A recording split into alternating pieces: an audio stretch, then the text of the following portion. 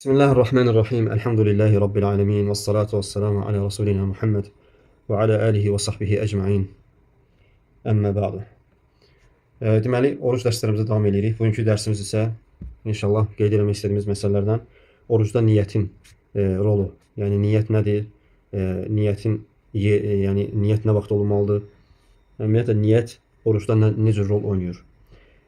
Alimlər ittifaqla və icma ilə zikr ediblər ki, əziz qardaşlar, alimlər ittifaqla və icma ilə zikr ediblər ki, niyyətsiz oruc səhih deyil. Və dəlil gətirdikləri məsələdə, yəni hədis, Allah Resulü sallallahu aleyhi və səlləm buyurur ki, innəməl ə'məlu bin niyyə və yaxud da innəməl ə'məlu bin niyyət hədisi. Və oruc da xüsusi ibadətdir, digər ibadətlər kimi niyyətə fəqirdir. Yəni, niyyətə fəqirdir deməkdə nə qəsd olunur? Yəni, niyyət olmasa, niyyət yoxdursa, o yəni sadəcə az qalmaq sayılır. Niyyət olmalıdır. Hər bir əməldə niyyət şərt olduğu üçün, yəni bu ibadətdə niyyət şərtdir. Bəli. Yaxşı, biləndən sonra ki, niyyət şərtdir. Niyyətin vaxtı nə vaxt olmalıdır? Yəni nə vaxt niyyət etməlisən? Əməllə birləşikdirmi, yoxsa əməldən ayrı olmalıdırmı? Nə vaxt olmalıdır? Niyyət, barakallahu fikum, alimlər buyurur ki, gecədən niyyət edirsən. Gecə niyyət etmək fərzdir. Yəni gecə dedikdə burada nə vaxt qəsd olunur? Yatmamışdan qabaq, xeyr. Yəni niyyəti gecədən etmək dedikdə, deməli fəcrdən əvvəl qəsd olunur. Yəni sübh namazından əvvəl, fəcrin vaxtının girməsindən əvvəl qəsd olunur. Və bu cümhur alimlərə görə bu cürdür. Necə ki İmam Məlik, Şafi, Əhməd və həmçinin İmam Şevkani rahimehullah bu məsələni qeyd edirlər ki, yəni Allah Resulü sallallahu əleyhi və səlləmin bildirdiyi kimi hansı ki gecədən niyyət etmək deyəndə gecə işadan qabaq və ya işadan sonra yox, nə vaxt edirlər? Sübh namazı girməmişdən əvvəl. Və Nəsai İbn Əbi Şeybənin həmçinin Hafsa radiyallahu anhadan rəvayət etdiyi hədisdə Peyğəmbərimiz sallallahu əleyhi və səlləm buyurur ki, la siyamə limən ləm yucmi' qabləl fəcr. Yəni fəcrdən qabaq niyyət etməyənin orucu yoxdur. Fəcrdən qabaq fikir verirsiniz? Fəcrdən qabaq niyyət olunur. Yəni fəcrdən qabaq gecə nəzərdə tutulur. Sübh namazı girməmişdən əvvəl.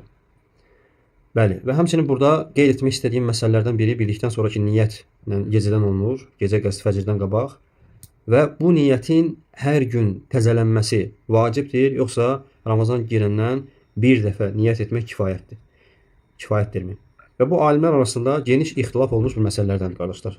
Sırf bu Ramazan ayı ilə bağlı ixtilafların, yəni geniş ixtilafların biri də elə bu mövzudur ki, hər gün niyyəti təzələmək şərtdir, yoxsa Ramazan girdikdə bir niyyət etsən kifayətdirmi? Bəzi alimlər, hansı ki cümhur fuqahalar, cümhur alimlər hər gün niyyəti təzələməyə şərt görürlər. Hər gün niyyəti təzələməyə şərt görürlər. Və bunlar kimlərdir? Əbu Hanifə rahimehullah, İmam Şafi və Əhməd və İmam Şevkani, Allah onlara rəhmət eləsin. Və İbn Həzm deyirlər ki, hər gün niyyəti təzələmək şərtdir. Hansı ki Allah Resulü sallallahu əleyhi və səlləm buyurur ki, innəməl ə'məlu bin niyyə. İnnəməl ə'məlu bin niyyə. Əməllər niyyətlərə görədir. Və İbn Həzm rahimehullah deyir ki, bu məsələni qiyas ediblər.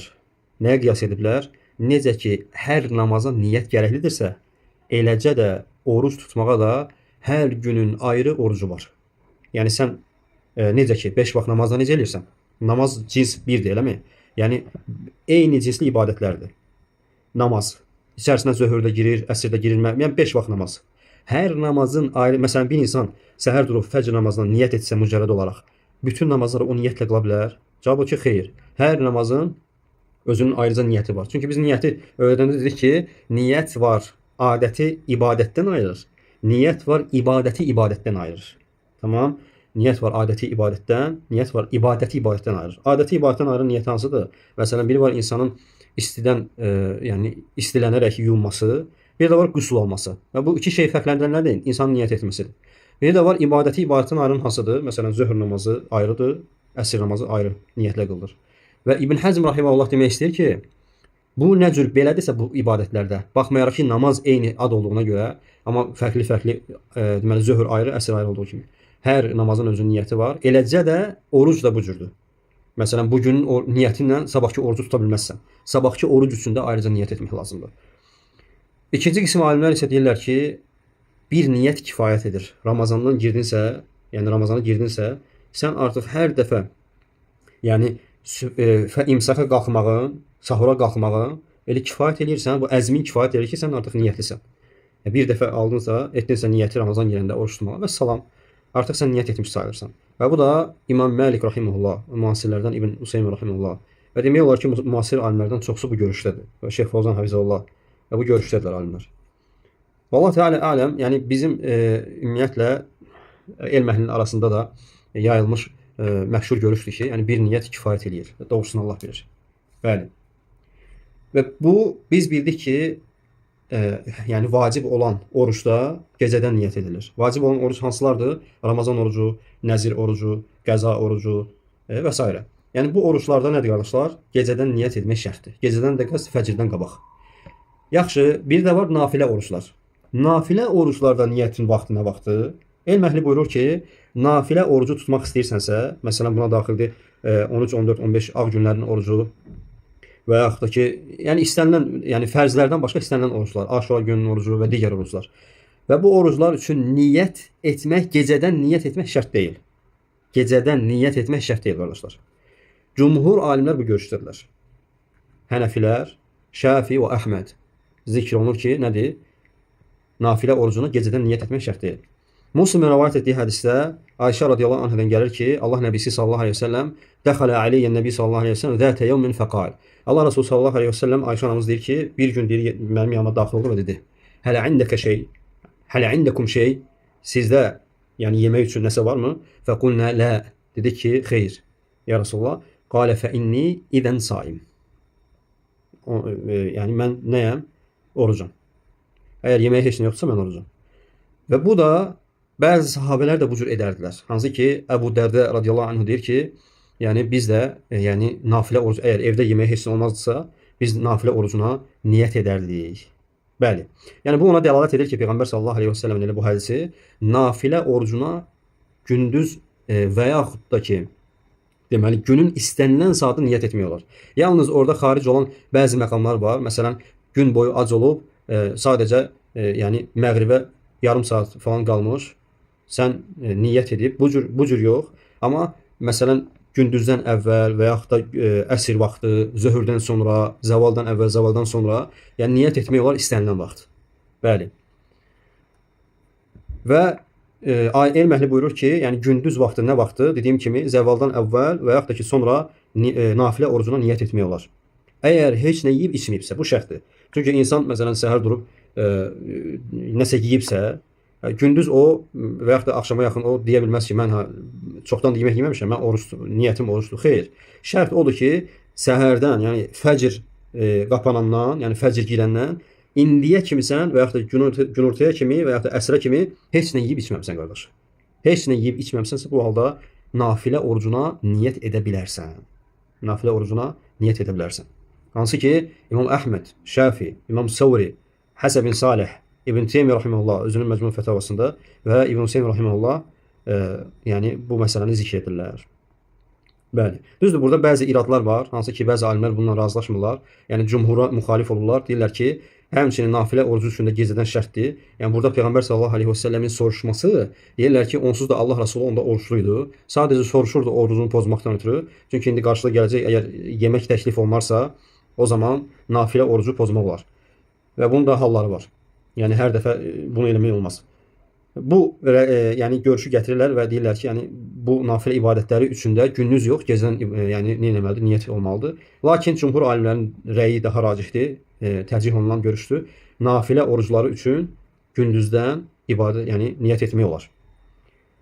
Bəli, bəzi elm əhli isə qardaşlar, necə ki biz dedik ki, nafilə ibadətləri mutlaq və müqayyəd olanlar var. Yəni oruclarda, nafilə oruclarında mutlaq və müqayyəd olanlar. Yəni mutlaq nafilə orucları hansıdır? Müəyyən bir vaxtla əlaqəli olanlar. Məsələn 13, 14, 15 orucu və yaxud da Şəvvalın 6 günü və s. Hə? Və deyiblər ki, hansı ki bu mutlaq deməli oruclarda, mutlaq nafilə oruclarında gecədən niyyət olunur. Amma müqayyəd nafilə oruclarında məsəl üçün heç bir səbəb yoxdur. Sadəcə mən oruç tutmaq istəyirəm. Onda isə günortadan bəli. Lakin səhih olan odur ki, nafilə ibadətidirsə, nafilə orucudursa və salam. Günortada niyyət etmək olar, günortadan keçəndən sonra da niyyət etmək, istənilən vaxt niyyət etmək olar. Tamam. Lakin istisna nədir? Vacib oruclar. Vacib oruclar mütləq şəkildə gecədən niyyət olmalıdır. Bəli. Və növbəti məsələ belə deyək. Məsələn, insan nafilə oruçlarını, nafilə dedi ki, günortadan əvvəl və yaxud sonra niyyət edə bilər. Yaxşı, bu insana əgər günorta vaxtı gəlib çatıb, bir insan səhərdən heç nə yeyib içməyibsə, bu oruca niyyət etdisə, bu oruc savabı ona sübh namazı girəndən sonra indiyə qədər, yəni məğribə qədər olan vaxt ərzində oruc savabı yazılır, yoxsa niyyət etdiyi andan etibarən. Bu da görürsüz məsələlərdəndir, incə məsələlərdəndir. Və elm əhli deyir ki, barakallahu fikum, ona elə həmin andan savab yazılır. Məsələn, sən əsr namazında və yaxud da əsrdən qabaq oruca niyyət etdinsə, elə həmin niyyətin əsnasından gün batana qədər olan hissəsindən sənə savab yazılır. Və səhih olan da budur.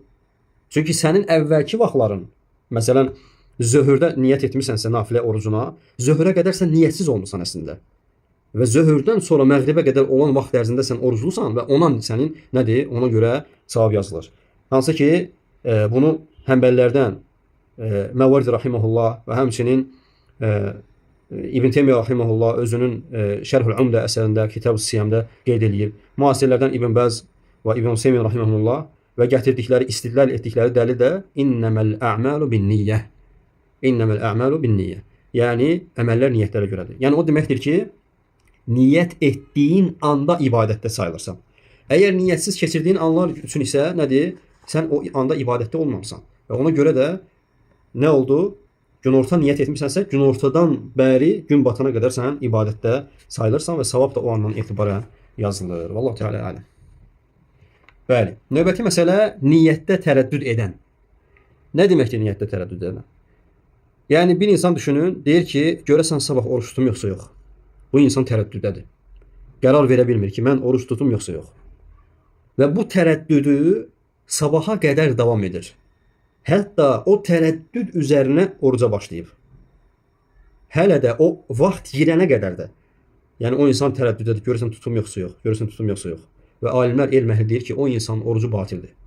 Oruc səhih deyil. Və mütləq o günün əvəzində qəza etməlidir. Və cümhur alimlər bu görüşdədirlər. İmam Məlik, Şafi, Əhməd və bəzi hənəfilər.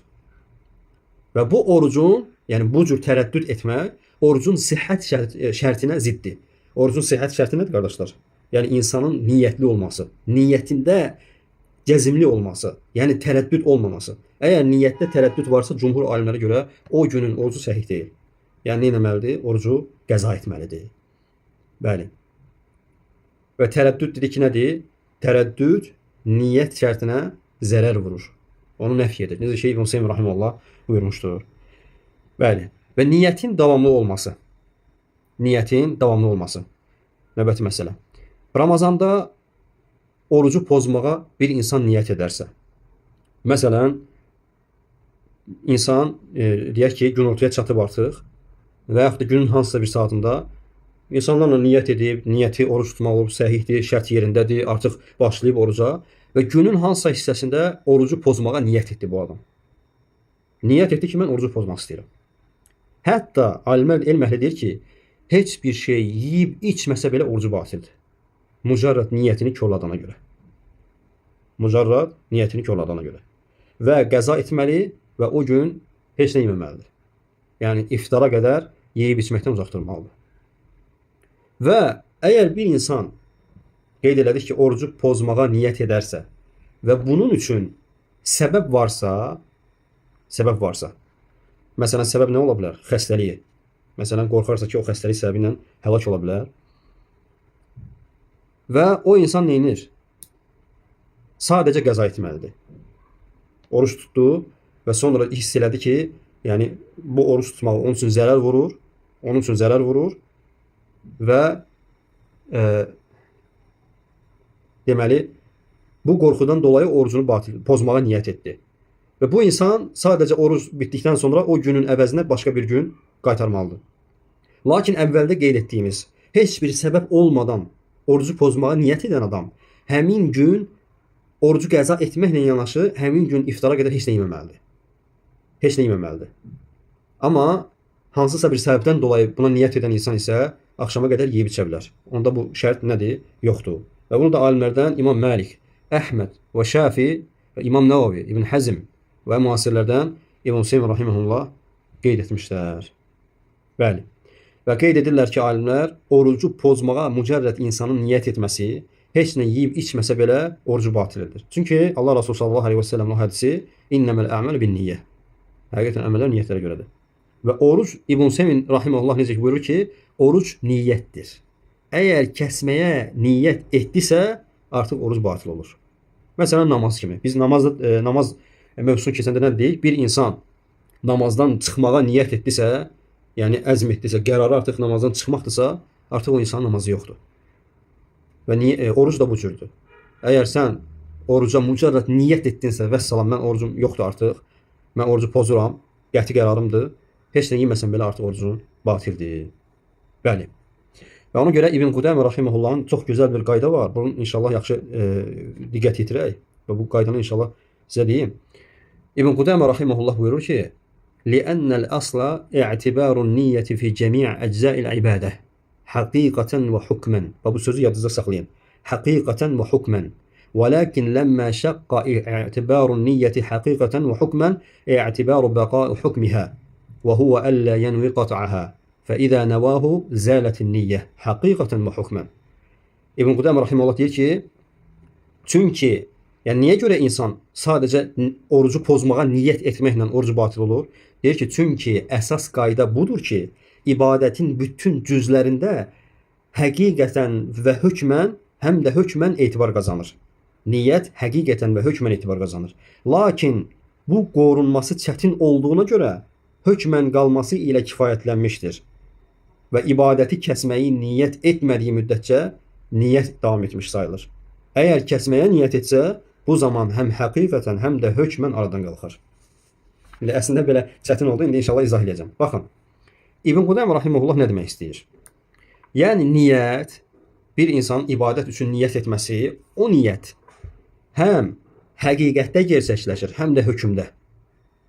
Bu nə deməkdir? Misal verim, daha da aydın olsun. Yəni biri var qəlbin bu ibadətlə məşğul olması, biri də var bədənin və zehnin məşğul olması.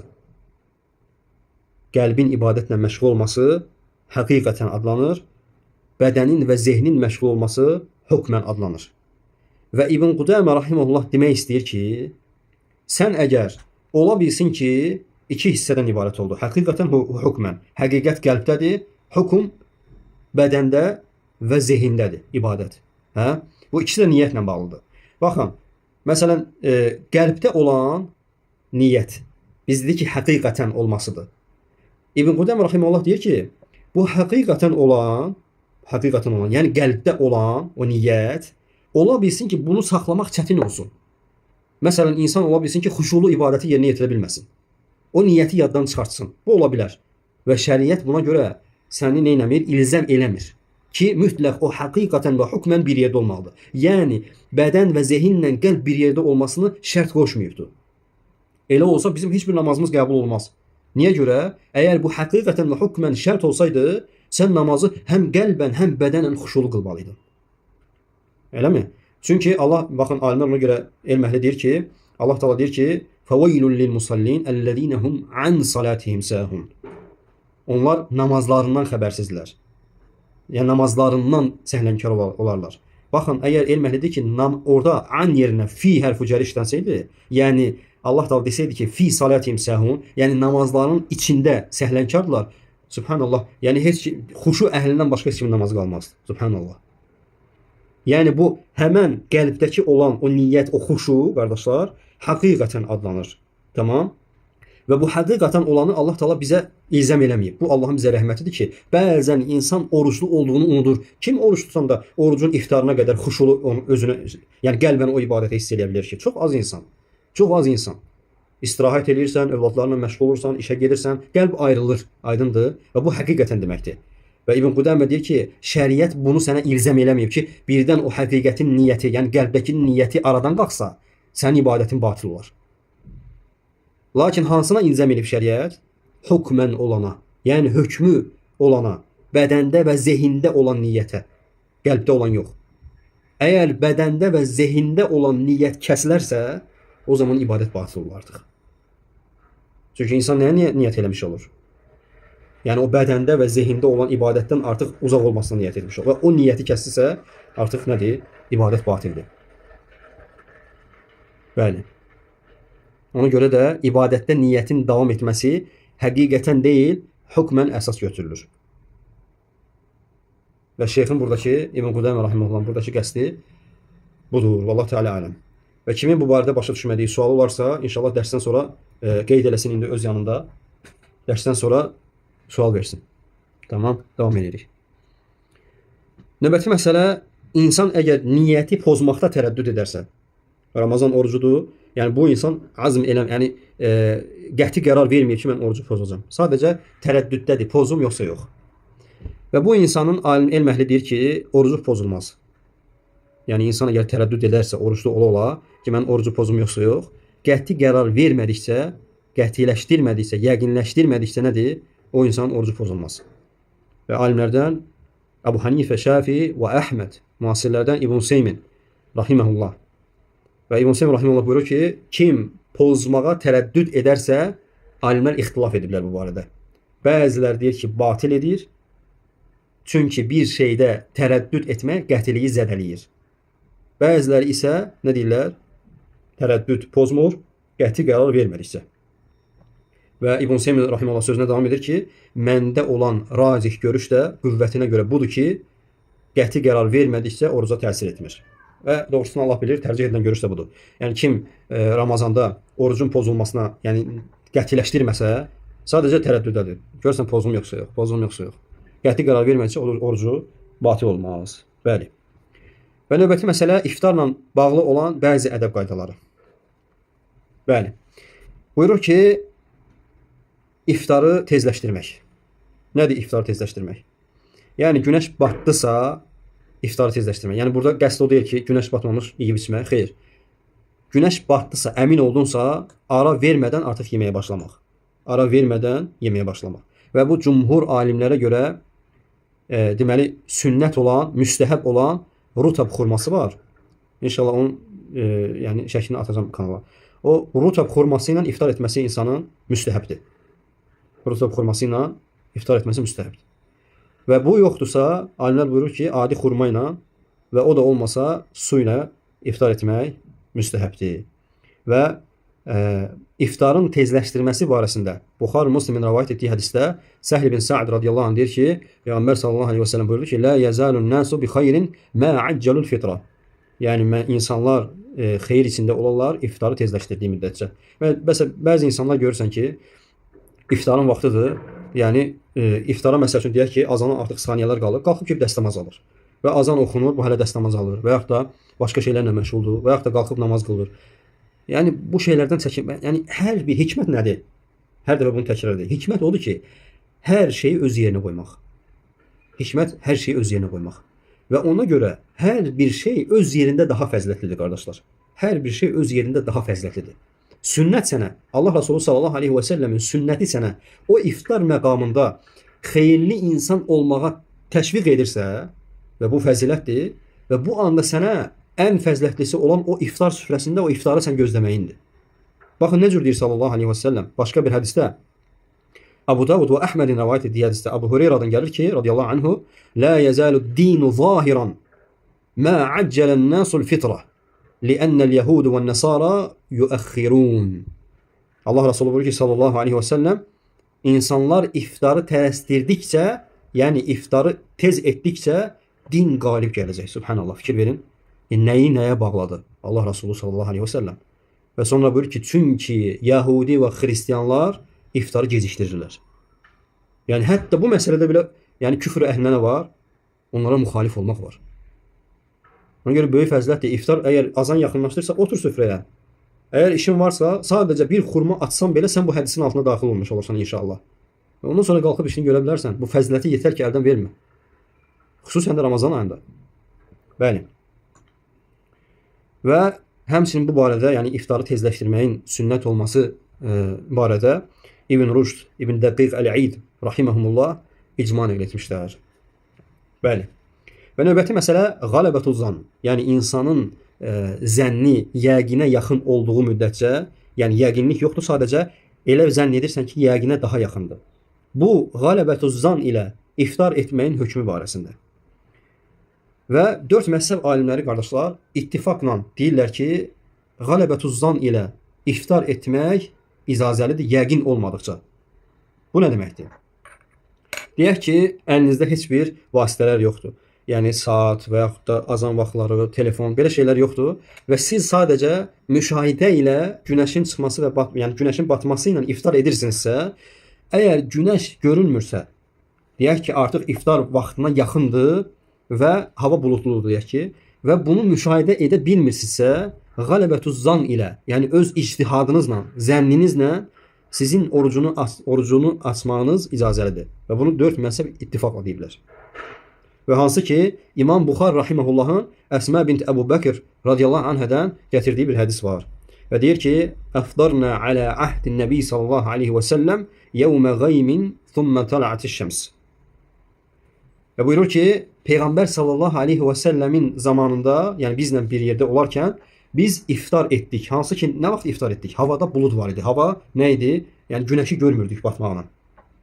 Və bu zaman iftar etdik və az keçmədi ki, günəş çıxdı. Yəni hansı ki, deyək ki, bulud örtmüşdü qarşısını, dağıldı. Və ondan sonra oruclarına davam etdilər. Və burada fikir verin, sahabə ictihad elədi qardaşlar. Nəyə ictihad elədi? İctihad elədi ki, əgər günəş görsənmirsə və məğribə az qalıbsa, günəşin batmağına az qalıbsa, qələbətuz zan ilə ictihad etdilər ki, artıq vaxt girib və iftar etdilər. Və bunların bu şeyinə Peyğəmbər sallallahu aleyhi və səlləm irad bildirmədi. Nə eləmədi? İrad bildirmədi. Və buradan da bu məsələ ortaya çıxır ki, yəqinlik yoxdursa, bu yəqinə yaxın zənn ilə ictihad edilə bilər. Yəqinlik yoxdursa nə deməkdir? Yəni bir insan günəşi görə-görə, batmağını görə-görə, sən orada ictihad edəməzsən, çünki sənin əlində yəqin var. Sən görürsən, müşahidə eləyirsən.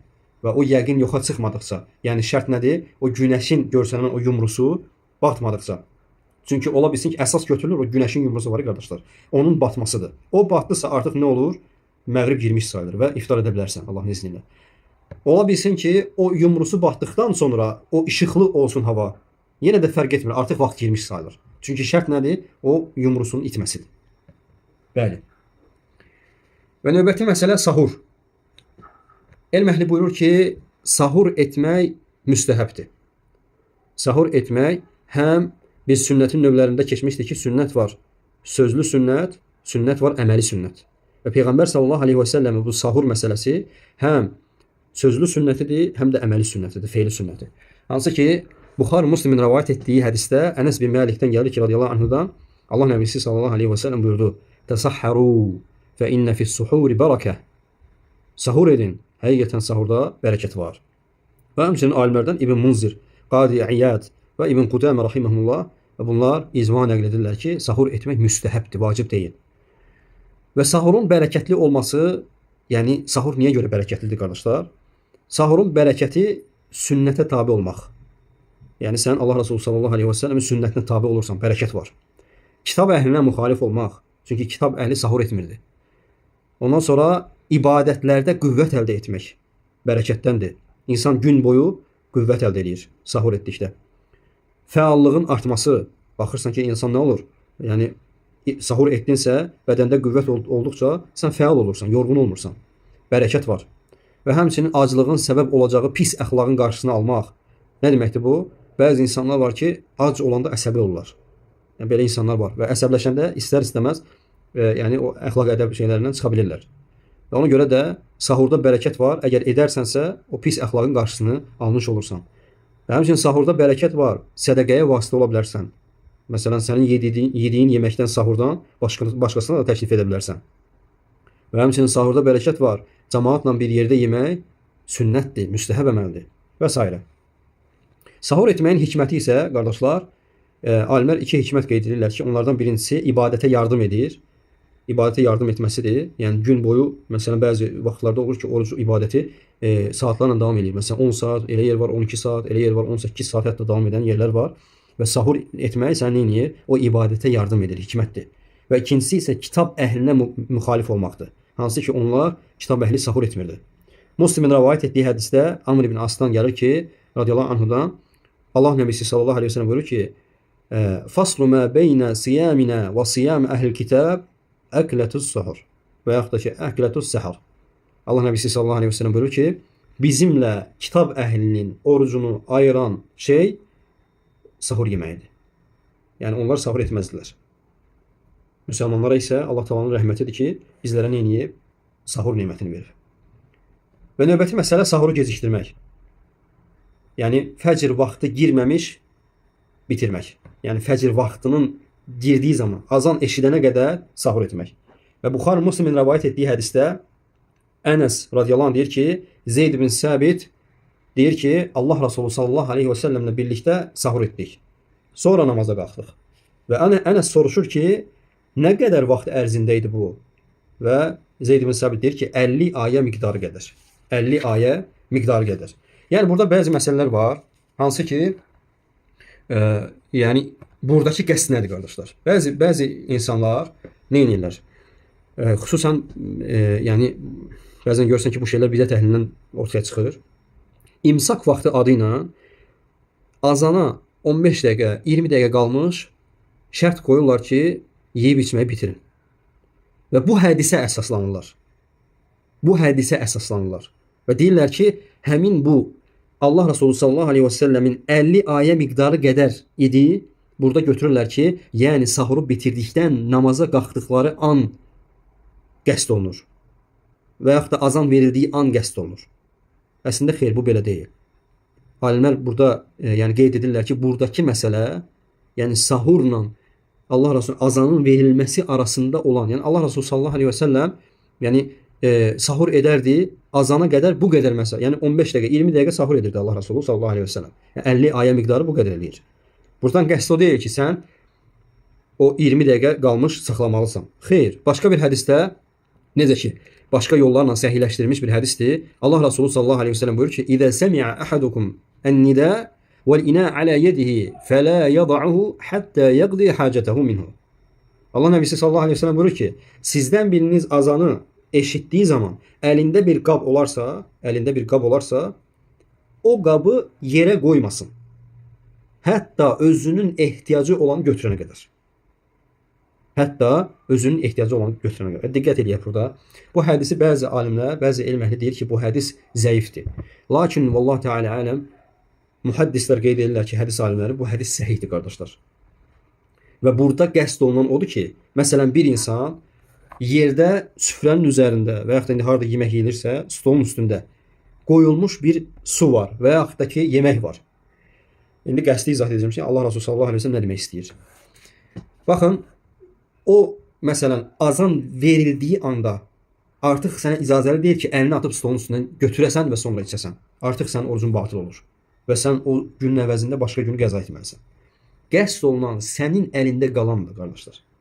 Əlində qalanı ehtiyacın olduğu qədərini alıb və sonra qoymalısan. Və Peyğəmbər sallallahu aleyhi ve sellemin qəsdi burada budur. Və buradakı ehtiyac nə deməkdir? Yəni insan ola bilsin ki, yeyib içibdir qardaşlar. Yəni yeyib içəndən sonra əlində yəni qab olan insan əlbəttə ki, ondan yeyibdir və ehtiyac nədir bu yeyirdiyi halda? Alimlər buyurur ki, yəni insanın ta ki gözü onun arxasında qalmasın. Bax, ehtiyac budur. Sənin yəni gözün, qəlbin onunla məşğul olmasın artıq gün boyu. Ki, mən axırıncı lokmanı yeyə bilmədim. Aydındır. Əgər əlində varsa, bəzi insanlar bu məsələdə ifrata varıb, subhanallah. Hətta yeyir, ağzında olan şeyi çıxardır qoyur. Niyə qardaş, subhanallah? Peyğəmbər sallallahu aleyhi ve sellem əlində olanı qaytarma deyir. Sən hətta ağzında olanı belə çıxartmaq istəyirsən, üzr istəyirəm ifadəmə görə. Ona görə əlində varsa, əgər ehtiyacın varsa, ona həcət varsa, nə edirsən? Onu yeyirsən. Yox, ehtiyac yoxdursa artıq buraxa bilərsən. Azan oxu və buradakı qəsd odur ki, azan oxunana qədər sahur edirsən qardaşlar. Azan oxundusa artıq bitirirsən. Azandan 5 dəqiqə əvvəl yox, azandan 10 dəqiqə əvvələ qədər yox. Sırf Allahu Akbar eşitdirsə saxlayırsınız. Bəli. Və sahurda sünnət olan, bəzi alimlər elm əhli qeyd edir ki, xurma ilə sahur etməkdir. Xurma ilə sahur etməkdir. Necə ki, Abu Davud və İbn Hibbanin Abu Hureyra radiyallahu anh'dan rivayet etdiyi hədisdə buyurur ki, "Ni'me suhuril mu'minit temr." Nə gözəl sahurdur müminin xurma sahuru. Xurma ilə etdiyi sahur. Bəli. Oruclunun haramdan uzaq durması və onun oruclu ikən Rəbbinə itaat etməsi. Və biz bilirik ki, oruclu insan nə etməlidir? Oruclu insan tək mədəsinin boşluğunu deyil, insan gələ, yəni oruc tutmaq o demək deyil ki, sənin mədən yeməkdən boş qalmalıdır. Sənin qəlbin, gözün, dilin, bədənin Allahın haram etdiyi şeylərdən uzaq olmalıdır. Və necə ki, İmam Nəvvi rahimehullah özünün məcmu əsərində buyurur ki, oruclu kimsə günahlardan uzaq durmalı, çünki günahlar orucu yaralayır. Günahlar orucu nə edir? Yaralayır və əcri naqisləşdirir. Və bu da günahlardan qeybət etməkdir, nəmmamlıq etməkdir, yalan danışmaqdır, söz daşımaqdır, söz gəzdirməkdir, harama baxmaqdır və s. Və Buxarinin rəvayət etdiyi hədisdə Əbu Hüreyrə radiyallahu anh deyir ki, Allah Nəbisi sallallahu aleyhi və səlləm belə buyurdu. Mən ləm yəda' qavləz-zuri vəl-əmələ bihi vəl-cəhl fəleysə lillahi hacətun ən yəda' ta'aməhu və şərabəh. Allah Nəbisi sallallahu aleyhi və səlləm buyurur ki, kim oruclu olduğu halda pis söz danışmağı və ona əməl etməyi buraxmazsa və cəhaləti tərk etməzsə, fəleysə lillahi hacətun, yəni onun yeməyi və içməyi tərk etməyinə Allahın ehtiyacı yoxdur. Və İbn Həcər rahimehullah deyir ki, Fəthül Bəridə izah edir ki, qavluz-zur nədir? Qavluz-zur, yəni pis sözdən qəsd yalan danışmaqdır. Cəhl isə pis əxlaqdır. Cəhil isə pis əxlaqdır. Yəni insanlarla pis davranmaq, onların haqqına girmək və s. Və həmçinin İbn Seymiyyə rahimehullah buyurur ki, qavluz-zur haram söz söyləməkdir. Haram söz söyləmək, yəni bunun içərisində daxildir insanın qeybət etməsi, nəmmamlıq etməsi, yalan danışması, söyüş söyməsi və s. Və əməl-uz-zur da nə deməkdir? Haram əməl etməsidir. Haram əməl etməsidir. Yəni insanın harama baxmasıdır və s. digər əməllər. Və buradan da görünür ki, barakallahu fikum, oruclu olan insan orucunu harama baxmaqla və digər Allaha asilik olacaq əməllərlə orucun savabını naqisləşdirməməlidir. Bəzən və elə səviyyəyə gəlir çıxır ki, yəni o insanın günahlar o qədər çoxalır ki, hətta o insan orucu batil belə olur. Buna görə orucu qorumaq lazımdır və günahlardan uzaq olmaq lazımdır. Çünki oruclu insanın əsl halı odur ki, o səhərdən axşama qədər, nəinki səhərdən axşama qədər, insan, mömin insanın həyatı bu cür olmalıdır ki, insan Allaha ibadət etməlidir. Allaha asilik eləmək olmaz. Bəzən insan o qədər, yəni qəlbi asiliyə öyrəşir ki, subhanallah. Yəni bir müddət sonra artıq o peşmançılıqdan uzaq olur, o günahlar onun üçün asanlaşır, bədbəxtçilik də Allahdan. Ona görə nəinki Ramazan aylarında qardaşlar. Sadəcə burada alimlər buyurur ki, əgər digər aylarda etmisənsə, heç olmasa Ramazanda bu şeylərdən uzaq dur. Ramazan yəni fürsətdir. Bəli. Oruclu insan söyüldükdə nə deməkdir? Nə deməlidir? Və alimlər elm əhli buyurur ki, kim əgər oruclu birisini söyərsə, nə deməlidir? Mən orucam deməlidir. Və bu sözü ifadə etməlidir qardaşlar. Yəni özü öz nəfsində yox. Kimsə səni söysə, sən öz nəfsində yavaşsa mən orucam yox. O həmin insana zahir şəkildə, o başa düşəcək tərzdə deməlisən ki, mən orucam. Və bunu deməkdə heç bir qəbahət yoxdur. Bəzən elə insanlar zənn edirlər ki, insan hətta nafilə oruc olsa belə, sən nafilə orucu tutmusansa, bir insan sənin oruclu olduğun halda təhqir edərsə, söyərsə və yaxud da ki, sənlə dalaşmağa istəyərsə, sən ona açıq şəkildə deməlisən ki, mən orucam. Yəni burada niyyətin ziddinə heç bir şey yoxdur qardaşlar. Bəzən insan ola bilsin ki, fikirləşə bilər ki, bunu deyərəm birdən ixlasım gedər, yox qoy qulağına deyim, heç kim eşitmir. Xeyr qardaş. Xeyr, Allah Resulü sallallahu aleyhi və səlləm bunu bizə bəyan edir və alimlər, elm əhli buyurur ki, açıq şəkildə olmalıdır bu. Açıq şəkildə olmalıdır. Əksinə, yəni şeytan insana belə şeylərlə həmişə batillə çaşdırmır ki, bəzən də haqla çaşdırır. Sanki o şeyi sənə elə göstərir ki, sən ona demə, birdən riya korlana, riya girir əmələ və s. Xeyr, haqq olan budur, Allah nəbisi bəyan edib. Hansı ki, Buxari Müslimin rəvayət etdiyi hədisdə Əbu Hüreyrə radiyallahu anh buyurur ki, Allah Nəbisi sallallahu aleyhi ve sellem buyurdu: "Və izə kana yevmu savmi ahadikum fala yarfuth və la yasghab fa in sabahu ahadun aw qatalahu falyaqul inni saimun Peyğəmbər sallallahu aleyhi ve sellem buyurur ki, sizdən biriniz oruç tutduğu zaman çirkin söz danışmasın və səsini kiməsə ucaltmasın. Səsini kiməsə ucaltmasın. Əgər kimsə onu söyərsə və ya onunla dalaşmaq istəyərsə, desin ki, nəyəm? Mən orucam, mən orucam, mən orucam.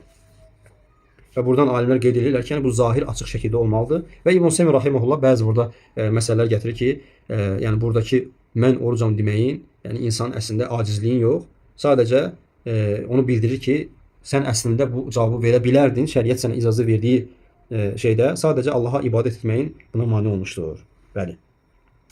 Və oruclu insan yeməyə dəvət olunarsa, Və bir qədər inşallah burada iki məsələni götürəcək. Ola bilsin ki, dərs vaxtı 1 saat olsun. Yəni çünki artıq Ramazan ayı yaxınlaşır və məsələlər çoxdur. Ona görə inşallah biraz səbirli olaq. Barakallahu fikum.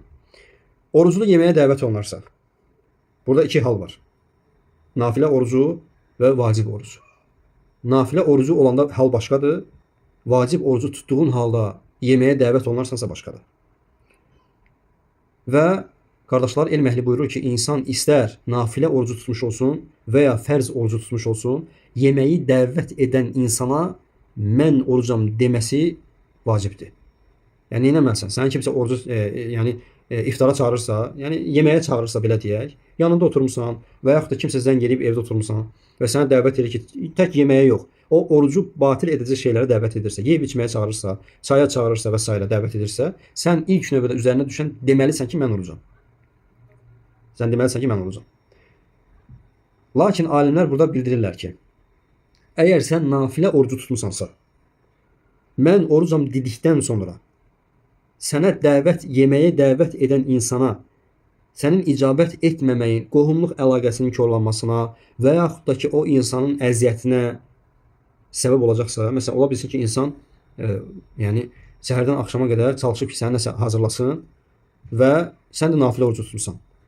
Və sən bunu bildiyin halda alimlər buyurur ki, müstəhəbdir, sən icabət elə. Müstəhəbdir, icabət eləyəsən. Çünki o insanın nəyinə görə? Əziyyətinə görə. Və yaxud da ki, qohumluq əlaqəsi kimi zərər, ziyan vurulacaq əgər bir məsələdirsə, icabət elə. Bu ancaq nafilələrə aiddir, qardaşlar. Əgər vacib oruç tutmusansa, bu halda isə, yəni insanın vacib oruç tutması necə ola bilər? Məsələn, nəzir orucu ola bilər, Ramazandan qalmış qəza orucu ola bilər. Yəni çünki Ramazanda onsuz da çağıran yoxdur. Əgər bu hallarda olarsansa, sənin dəvətə icabət etməyin haramdır. Vacib oruclarında seçim qarşısındasan, mən orucam deyib, əgər qəbul edərsə, orucuna davam edirsən, birbaşa elə, mən bunu eşitmişəm ki, nafilə orucunda pozma olar deyib, birbaşa pozmursan. Yəni onu deməlisən, mən orucam. Sadəcə orada məsləhət əgər pozmaqsa, o zaman pozursan. Amma vacib orucda isə pozmaq haramdır. Olmaz. Bəli. Və Müslimin rivayət etdiyi hədisdə Abu Hureyra radiyallahu anh rivayət edir ki, Allah Resulü sallallahu aleyhi ve sellem buyurdu. İzə du'iyə əhadukum ilə ta'amin və huvə saimun fəlyəqul inni saim. Allah Resulü buyurur ki, sizdən biriniz oruclu olduğu halda yeməyə dəvət olunarsa və o orucludur, desin ki, mən orucam. Desin ki, mən orucam. Və sonuncu məsələmiz iftar etməsi mübah olan kəslər barəsində olacaq. Və iftar etməsi mübah olan kəslər, bu məsələ bir qədər uzundur. Lakin bir məsələni qeyd edib, bundan yekunlaşdırırıq inşallah. İftar etməsi mübah olan kəslər dedikdə nə nəzərdə tutulur, qardaşlar? Yəni, iftar etməsi icazəli olan kəslər. Ramazan orucunda oruç tutmaması icazəli olan kəslər. Və bunlardan ən birincisi xəstələrdir. Xəstələrə Ramazan orucunda iftar etmək icazəlidir. Və həmçinin bu məsələdə də xəstələrin qismləri var ki, və bunu inşallah qeyd edəcəm. Allah Subhanahu wa Ta'ala Bəqərə surəsinin 184-cü ayəsində buyurur ki: "Fəmən kânə minkum məridan əv alə səfərin fə'iddətun min əyyəmin uxar." Və əsli budur ki, ayədən istidlal olunur.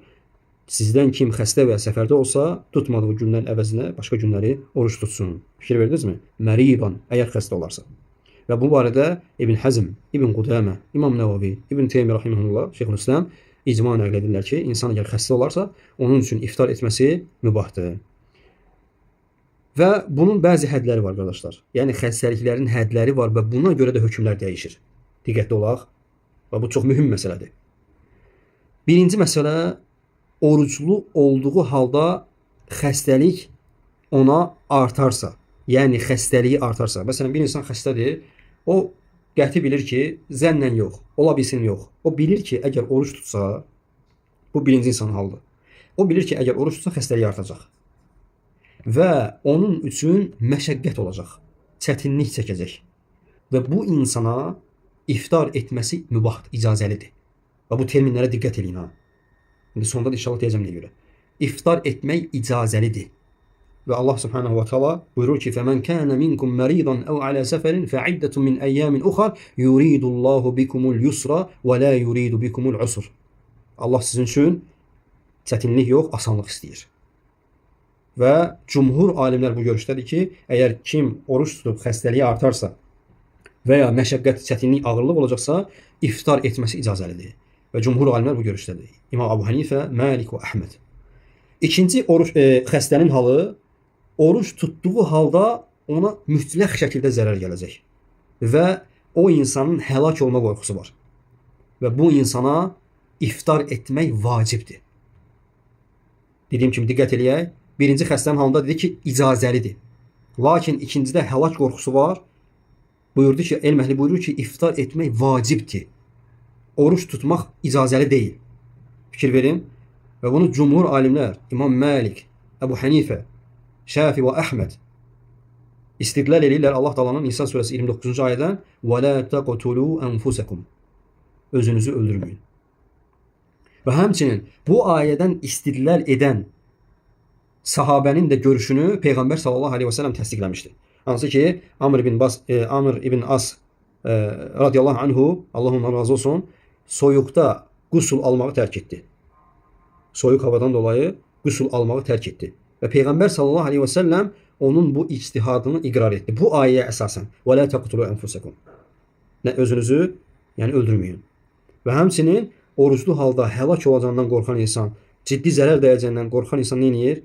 İftar etməsi vacibdir və özünüzü öldürməyin ayəsi ilə. Və həmçinin Allah Taala Bəqara surəsinin 195-ci ayəsində də buyurur ki: "Və la tulqu bi aydikum ilə təhlükə." Yəni özünüzü təhlükəyə atmayın. Öz əlinizlə özünüzü təhlükəyə atmayın ayəsi ilə istidlal edib alimlər. Bu isə iftar etməsi vacib olan insanlar. Üçüncü qism xəstələr isə yüngül xəstəliklərdir. Məsələn, insan ola bilsin ki, mədəsi biraz ağrıyır, və yaxud da beli ağrıyır, və yaxud da baş ağrıyır, və ya qripdir, zökəmdir, dişi ağrıyır və s. Və bu hallarda iftar etmək qətiyyən halal deyil qardaşlar, icazəli deyil. Və bir insan səbəb gətirə bilməz ki, mənim mədəm ağrıyır, mənim ciddi xəstəlik, məsələn, ciddi ağrı varsa bu başqa və ona həkimə getmək vacibdir əlbəttə. Lakin o diş ağrısı, baş ağrısı, soyuq dəymə, belə şeylərdən dolayı alimlər ittifaqla qeyd ediblər ki, diqqətli ola, ittifaqla qeyd ediblər ki, iftar etmək haramdır. Orucu pozmaq icazəli deyil. Deməli, 3 qism xəstələr oldu. Onlardan birincisi, deməli, iftar etmək icazəli olanlar, mübah olanlar. İkincisi, iftar etmək vacib olanlar, oruç tutmamaq, yəni vacib olanlar. Üçüncü qism isə oruç tutmamağı, yəni haram olanlar. İftar etməyi haram olanlar. Və bu da yüngül xəstəliklərdir. Sağaldıqdan sonra isə tələb olunan odur ki, qəza etməsidir. Hansı ki, Allah Taala buyurur ki, "Fəiddətun min əyyəmin uxar." Yəni neynəsin? Sağaldıqdan sonra xəstələr növbəti gündə sağlam vaxtı oruçlarına davam etsinlər, qaytarsınlar. Və bu kimlərə şamil olunur qardaşlar? Sağalan xəstələrə şamil olunur. Və kimdə sağalan xəstəlikdirsə, o xəstəlik bitdikdən sonra vacib olan bəzi insanlar var, görürsən ki, sağalan xəstəliyə tutulurlar.